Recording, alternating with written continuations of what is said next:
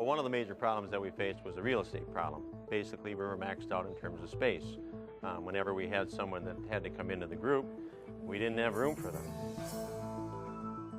On the flip side of that, even though we were full in terms of space, in terms of assigned workstations, in reality, when you went and walked the space, we oftentimes had many empty spaces because the nature of the work that we do, we're here for part of the day, but for a good part of the day, we're out of this building. So when he came to us, he really said, I want to support this type of work, the mobile work, much better than we are doing it today.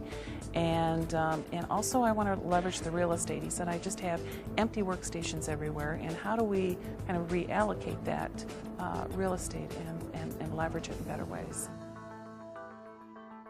Well, the first kind of new idea that we had is, what if we started with a new paradigm, which is, instead of everybody having their own assigned space, what if we simply created a variety of spaces where anybody could work, but no one owned any one of those particular spaces? So that was kind of the first, break, in terms of new thinking, in terms of where we might go. We thought of it as a shared community of spaces, and we wanted to provide a range of work settings for people to use. So we thought of open spaces and enclosed spaces. We thought of individual spaces and group spaces. And for this group, because they were mostly a mobile group, we also really accentuated having the social space in this whole cafe area at the heart of everything.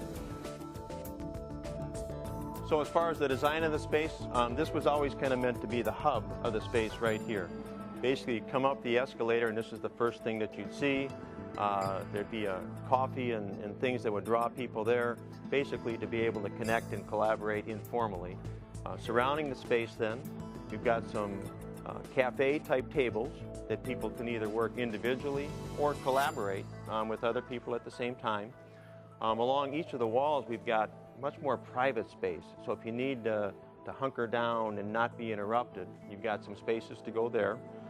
We've got some meeting spaces, frankly, right in the middle of the open space that's accommodated by some of our new Mediascape product as well too. And then along either of the sides, we've got private enclaves that allow people to meet where they really do need to be private.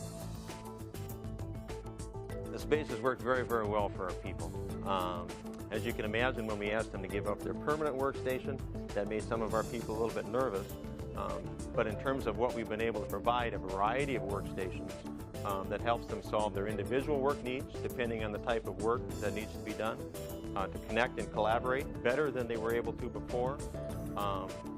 Today, people are actually proud to work in this space. And it actually serves as a way that we can actually attract people into our group. People like to work in this type of space. And when people leave the group, they'll still leave our group, but this is one of the things that they'll be sorry to leave behind.